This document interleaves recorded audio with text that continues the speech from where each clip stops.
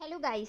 कैसे हैं आप सब। तो आज अपनी क्लास का है डे 7 और डे 7 में मैं आपको बताऊंगी 3 पार्ट्स ऑफ सेंटेंस।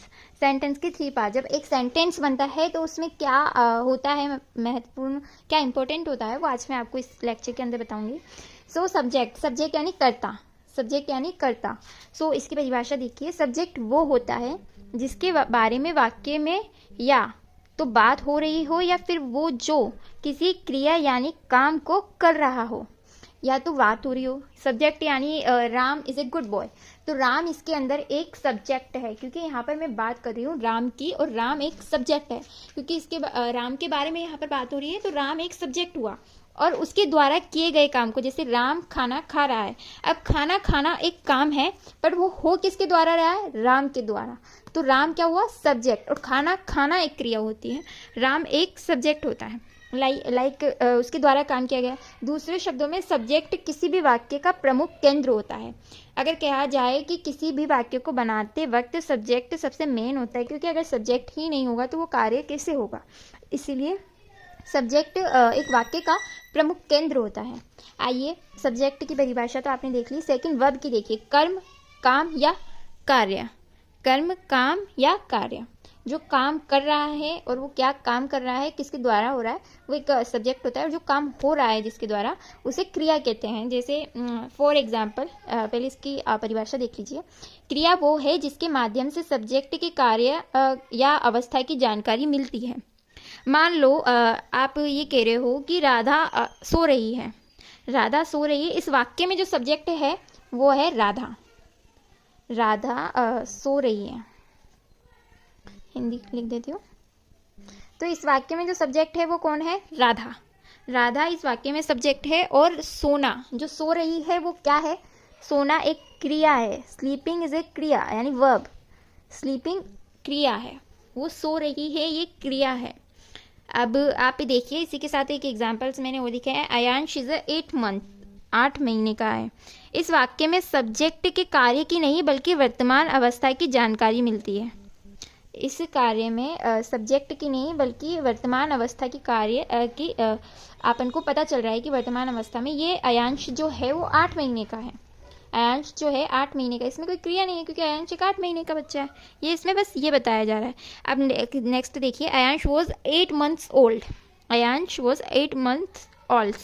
इस वाक्य में सब्जेक्ट के कार्य की नहीं बल्कि बीते हुए समय की अवस्था की जानकारी मिलती है। जो समय बीत चुका है उसके बारे में इसमें बताया गया है। अंश वॉज यानी पास्ट। वॉज जहाँ आ जाए, वॉज, वेयर, डिड, ये सब पास्ट के हेल्पिंग वर्ब्स है। तो ये पास्ट जो है ये हेल्पिंग वर्ब है, वो सॉरी वॉज जो है ये हेल्पिंग वर्ब है। एंड इससे पता चल रहा है कि जो ये बात हो रही है ये पुराने समय की हो रही है, बीते हुए समय की हो रही है। Ayansh was 8 months old. Ayansh 8 महीने का था। अयांश 8 महीने का था। Ayansh will be 8 months old. इस वाक्य में सब्जेक्ट की कार्य की नहीं बल्कि आने वाले समय की एक अवस्था की जानकारी मिलती है कि अयांश जो है विल बी यानी फ्यूचर, 8 महीने का होने वाला है या होगा, 8 महीने का होगा। राधा इज स्लीपिंग, राधा इसमें सो रही है, वो सोने का काम कर रही है, तो क्रिया इसमें है और राधा इसमें सब्जेक्ट है। अयांश इसमें सब्जेक्ट है बट इसमें क्रिया नहीं है। अयांश इसमें सब्जेक्ट है बट इसमें क्रिया नहीं है, क्योंकि वो 8 मंथ का है, इसमें बताया जा रहा है। इसमें वो 8 महीने का था ये बताया जा रहा है, इसमें 8 महीने का होगा वो बताया जा रहा है। इसमें कोई क्रिया नहीं है, बस सब्जेक्ट इसमें है बट क्रिया नहीं है। अयांश स्लीपिंग यानी वो क्रिया हो रही है कि वो राधा जो है वो सो रही है, राधा इज स्लीपिंग, ये क्रिया है। तो इस बात को आप ध्यान में रखें। सब्जेक्ट हमेशा वो होता है जिसके द्वारा कोई काम हो रहा हो, और क्रिया वो जो होती है जो सब्जेक्ट के द्वारा कोई काम हो रहा है उसे क्रिया कहते हैं। तो इन दोनों में डिफरेंस होता है। आइए आगे बढ़ते हैं। वर्ब। वर्ब के बारे में जो अभी मैंने आपको पीछे बताया था, जो ये वर्ब होती है 2 टाइप्स की होती है। वर्ब्स के टाइप्स होते हैं 2 टाइप्स ऑफ वर्ब्स। मुख्य क्रिया, जो इसका फर्स्ट टाइप होता है वो है मुख्य क्रिया यानी मेन वर्ब। जिन वाक्यों में कोई कार्य किया जा रहा हो वहाँ पर वह क्रिया सब्जेक्ट के द्वारा किए कार्य की जानकारी देती है। यानी वो कार्य जो मैंने आपको जैसे अभी पीछे बताया था कि सब्जेक्ट के द्वारा किए गए कार्य को क्रिया कहते हैं। सब्जेक्ट के द्वारा किए गए कार्य को क्रिया कहते हैं। लाइक सब्जेक्ट जैसे नाचना, गाना, सोचना, पढ़ना, लिखना, देखना, सोना। जैसे राधा नाच रही है, राधा नाच रही है। अब राधा जो है वो सब्जेक्ट है बट नाचना वो एक क्रिया होती है। नाचना उसकी एक क्रिया है। आगे बढ़िए। नेक्स्ट है हेल्पिंग वर्ब। यह क्रिया सब्जेक्ट की अवस्था के बारे में बताती है। सब्जेक्ट के अनुसार व समय काल, वर्तमान, भूतकाल, भविष्यकाल के अनुसार इनका प्रयोग किया जाता है। यानी जो ये हेल्पिंग वर्ब है, ये जैसे like is, am are, was, were, has, were, have, had, do, does, did and etc, will, etc, shall, जो ये है ये समय के अनुसार होती है। ये आपको जब मैं आगे जाके टेंस का एक फुल वीडियो लेके आऊँगी टेंस के लेक्चर पे, वो लेक्चर आप ज़रूर देखिएगा। वो जो लेक्चर होगा उसके अंदर मैं आपको इनके सारे यूजेस बताऊंगी। अभी मैं आपको बेसिक से छोटा छोटा बता रही हूँ, आपको टेंस में अच्छे से समझ में आएगा। हेल्पिंग वर्ब जो होती है वो एक समय के अनुसार होती है, और टेंस के अंदर हर काम समय काल के अनुसार अपन क्या काम कर रहे हैं वो बताने के काम में टेंस आता है। तो वो मैन होता है, ग्रामर का सबसे मैन एंड लाइक सबसे इंपॉर्टेंट पार्ट वो होता है। सो वो ज़रूर देखिएगा आप। एंड ये जो है ये हेल्पिंग वर्ब है, वर्तमान, भूतकाल, भविष्यकाल, ये समय के अनुसार काम में आती है। जो वर्ब्स की 2 टाइप्स होते हैं, man verb and helping verb. आइए अब इसका थर्ड पार्ट देखिए, जो अपन ने पिछले में पढ़ा था। इसके 3 टाइप्स ऑफ सेंटेंसेस। एक तो first subject, next man verbs and third object. कारक वह होता है जिस पर कर्ता के कार्य या अवस्था का प्रभाव पड़ता है। कार्य वो होता है जिस पे कर्ता के कार्य या अवस्था का प्रभाव पड़ता है। आइए इसी के साथ अपन फर्स्ट एग्जाम्पल देखते हैं।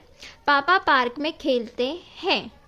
पापा पार्क में खेलते हैं। अब इसमें से आपको पता है, इट्स दैट क्लियर, कि जो सब्जेक्ट है वो होता है पापा। सब्जेक्ट जो है वो है पापा, और वर्ब क्या है, खेलना। यानी जो पापा है वो पार्क में खेलते, तो खेलना क्या हुई, मेन वर्ब। खेलना हुई main verb. Okay, is that clear. And वो कहाँ खेल रहे हैं, पापा कहाँ खेल रहे हैं, पापा खेल रहे हैं पार्क में, तो पार्क क्या हो गया, ऑब्जेक्ट।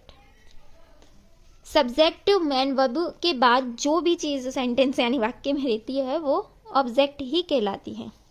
आप देखिए, पापा पार्क में खेलते हैं, पापा यानी सब्जेक्ट, खेलना यानी मैन वर्ब, और पार्क में खेलते यानी ऑब्जेक्ट। आइए इसी के साथ अपन दूसरा एग्जाम्पल देखते हैं। तुम मेरे दिल में रहते हो। तुम यानी तुम जो है वो हो गया सब्जेक्ट। तुम जो है वो हो गया सब्जेक्ट। अब मेरे दिल में रहते हो, तो रहना क्या हो गया, मेन वर्ब। रहना क्या हो गया, मेन वर्ब, क्योंकि तुम मेरे दिल में रहते हो तो रहना हो गया मेन वर्ब। अब इसके अंदर कि वो कहाँ रहता है का मतलब कहाँ रहती है, रहते हो, वो होता है मेरे दिल में। तो क्या हुआ, मेरा दिल क्या हुआ, ऑब्जेक्ट। ऑब्जेक्ट मेरा दिल। तुम मेरे दिल में रहती हो, तुम यानी सब्जेक्ट, रहते हो यानी रहना मेन वर्ब, मेरे दिल में यानी ऑब्जेक्ट। Is that clear. आगे देखिए, राम मेरा दोस्त है। राम मेरा दोस्त है, तो राम क्या है, मेरा दोस्त। तो मतलब मेरा दोस्त नहीं है, एग्जाम्पल है। राम क्या हो गया, सब्जेक्ट। राम हो गया सब्जेक्ट। अब मेरा दोस्त, राइट, मेरा दोस्त ऑब्जेक्ट, क्योंकि इसमें कोई कार्य नहीं हो रहा है, तो इसके अंदर कोई मेन वर्ब है ही नहीं, क्योंकि राम मेरा दोस्त है। आगे देखिए, बच्चे क्यों देखते हैं। बच्चे क्यों देखते हैं, तो बच्चे क्या है यहाँ पर, सब्जेक्ट। अब देखना क्या, देखते हैं यानी देखना यानी हो गया मेन वर्ब। अब इसमें ऑब्जेक्ट है ही नहीं, बच्चे क्यों देखते हैं। अब इसमें कहीं आपको ऑब्जेक्ट है तो बताओ, नहीं है ना ऑब्जेक्ट। बच्चे यानी सब्जेक्ट, देखना यानी मेन वर्ब। अब क्या देखते हैं क्या पता, ये ऑब्जेक्ट है ही नहीं इसमें। अब आगे देखिए, राम आएगा। राम आएगा, अब राम ऑब्वियसली राम एक सब्जेक्ट है, राम एक सब्जेक्ट है। आएगा यानी आना एक वर्ब है, आना एक वर्ब हो गई उसकी, राम आएगा यानी एक वर्ब है। अब इसमें ऑब्जेक्ट है ही नहीं, कहीं है ऑब्जेक्ट नहीं है, बस राम आएगा यानी राम आ गया। मतलब राम आ गया, राम यानी सब्जेक्ट, और आना यानी मेन वर्ब। तो ये जो वर्ब्स है वो मैं आई होप सो कि आपको क्लियर हो गई हो, और अगर नहीं हुई है तो इसको रिपीट करके देखिए, क्योंकि आपको इसको क्लियर करना ज़रूरी है। हर सेंटेंस में मैन होता है उसका सब्जेक्ट, उसकी क्रिया एंड ऑब्जेक्ट, तो ये चीज़ें ध्यान में रखिए आप। अब आइए अपन इसके आगे देखते हैं। सब्जेक्ट 2 तरह के होते हैं। अब बताइए सब्जेक्ट 2 तरह के कैसे होते हैं। अब देखिए सब्जेक्ट के टाइप। सब्जेक्ट जो है, सब्जेक्ट अपने वाक्य का सबसे मेन सिलसिला। सब्जेक्ट जो है वो 2 तरह के होते हैं। सब्जेक्ट 2 तरह के होते हैं। फर्स्ट होता है सिंगुलर। सिंगुलर यानी एक वचन। जब सब्जेक्ट एक व्यक्ति, एक वस्तु या एक स्थान का बोध कराए तो उसे सिंगुलर कहते हैं। लाइक जैसे आपको मैं बताती हूँ। जैसे मैं आपको कह रही हूँ, आप जो भी हैं, आपका जो भी नाम है, लाइक जैसे Shivani, you are so cute. अब इसमें जो मैंने बोला, इसमें शिवानी मैंने आपको बोला, यानी मैं जो हूँ आई, ये मैंने आपको बोल दिया। सो डायरेक्ट मैंने एक सिंगुलर सब्जेक्ट है ये।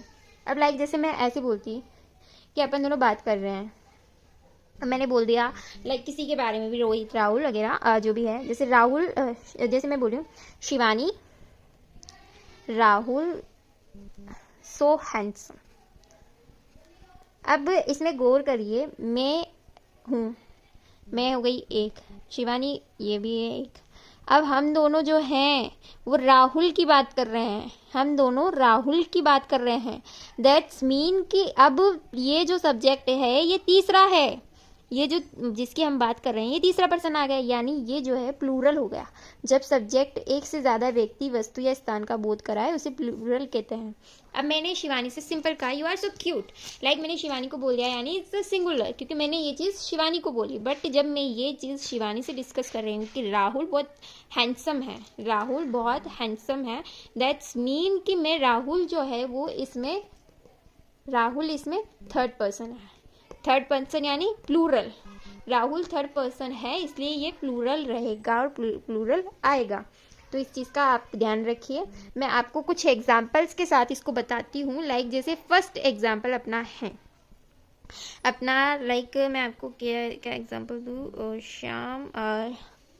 श्याम एक लड़का है। अब इस पे गौर करिए आप कि ये प्लूरल है कि सिंगुलर है, सोचिए। ये जो है ये एक प्लूरल है। श्याम एक लड़का है, यानी ये चीज़ मैं किसी से कह रही हूँ, मैं ये चीज़ किसी से कह रही हूँ कि श्याम एक लड़का है, यानी ये जो चीज़ है ये दो लोगों के बीच में ये बात हो रही है कि श्याम एक लड़का है। तो ये क्या हुआ, प्लूरल हुआ। प्लूरल हुआ ना ये, क्योंकि हम दो लोग एक शाम के बारे में बात कर रहे हैं। हालांकि ये चीज़ आपको थोड़ी कंफ्यूज करेगी, बट आपको इसको रिपीट करके देखना पड़ेगा, क्योंकि इंपॉर्टेंट है। प्लूरल सिंगुलर के बीच में आपको अंतर जानना ही होगा, तो आप इस चीज़ का ध्यान रखें। श्याम एक लड़का है, दैट्स मीन कि हम ये एक प्लूरल है। अब आगे देखिए आप, मैं बाहर जा रही हूँ। मैं यानी मेरी बात हो रही है, तो इसमें ऑफ कोर्स दैट्स मीन कि सिंगुलर है, मैं किसी से बात कर रही हूँ और अपने बारे में ही कर रही हूँ, तो ये सिंगुलर रहेगा। तो आप इस चीज़ों का थोड़ा ध्यान रखें, ये स्ट्रक्चर बहुत इम्पोर्टेंट है, तो आप इसको थोड़ा अच्छे से समझिए एंड अच्छे से इसके बारे में जानिए। अब जैसे मैं आपको कुछ सिंगुलर और प्लूरल के एग्जाम्पल्स बता देती हूँ। सिंगुलर और प्लूरल की हेल्पिंग वर्ब्स, देखो प्लूरल तो यहाँ लिखा है, सिंगुलर यहाँ लिख देती हूँ मैं। तो ये है फर्स्ट, आई जो है वो सिंगुलर है, वी जो है वो प्लूरल है, एंड थू जो है वो सिंगुलर है, यू यानी प्लूरल है। ओके, ही जो है और she, he and she singular है, and they are plural, they is a plural. तो इन चीज़ों का आप ध्यान में रखिए। आज का अपना लेक्चर यहीं ख़त्म होता है, एंड आप इसको अच्छे से समझिएगा, ये आपके बहुत काम की चीज़ है। Please like, comment and share. Don't forget to subscribe our YouTube channel. Thanks for watching.